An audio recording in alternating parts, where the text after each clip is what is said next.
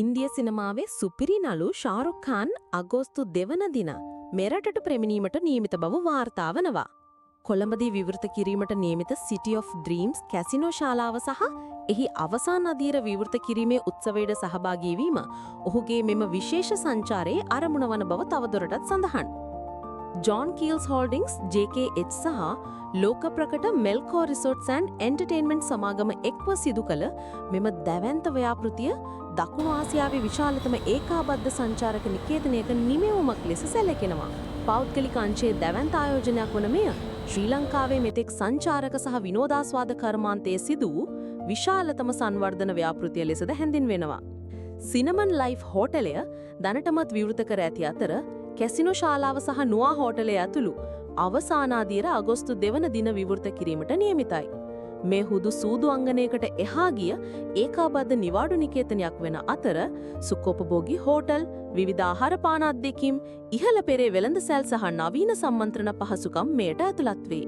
මෙල්කෝ ආයතනය City of Dreams Macau සහ City of Dreams Manila වැනි ලෝක ප්‍රකට ව්‍යාපෘති ක්‍රියාත්මක කළ අධ්‍යක්ීම් සහිතව සිය සුවිශේෂී විශේෂඥ දැනුම ශ්‍රී ලංකාවට ගෙනයි.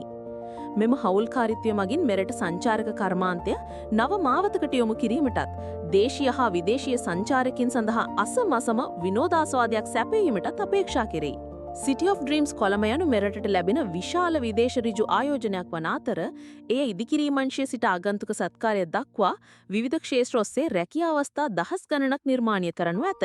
මෙම ව්‍යාපෘතිය ඉහළ වියදම් සහිත සංචාරකීන් ආකර්ෂණය කර ගැනීමෙන් රටේ සංචාරක ආදායම සැලකිය යුතු ලෙස ඉහළ නංවනු ඇතයි අපේක්ෂා කෙරේ.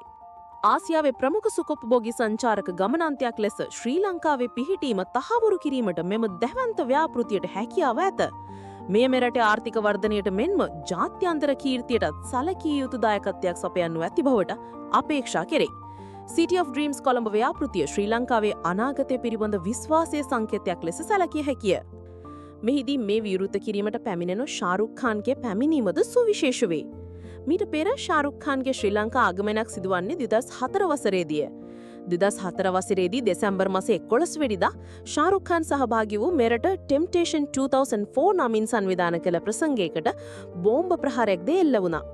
මෙම ප්‍රසංගයේ පැවැත්වීමට ජාතික හෙළවුරුමේ විසින් දැඩි විරෝධතා පවත්වා තිබුණ අතර එදිනට ගංගොඩවිල සෝම හිමියන් වෙනුවෙන් මිනිත්තුවක නිහඬතාවයක්ද සිදු කළ තිබුණා.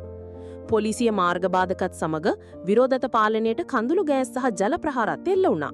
එම ප්‍රහාරයෙන් ඡායාරූප මාධ්‍යවේදී ලංක ජයසුන්දර සහ තරුපහ හෝටල් නිලධාරිනියකුණා දිලානි මහේෂික මිය ගිය අතර 19 දෙනෙක් පමණ තුවාල ලබා තිබුණා. පසුව සිද්ධිය සම්බන්ධයෙන් විමර්ශන ආරම්භ කර තිබුණා. ඒ සඳහා ඉන්දිය රාජයෙන්ද බලපෑම් තිබුණා. දිනෙන් දින අලුත් වන කාලින පුවත් සමග රැඳී සිටින්න. ඉදිරියටත් අප සමග රැඳී සිටින්න. අපව සබ්ස්ක්‍රයිබ් කරන්න, කමෙන්ට් කරන්න, ලයික් කරන්න. ස්තුතියි.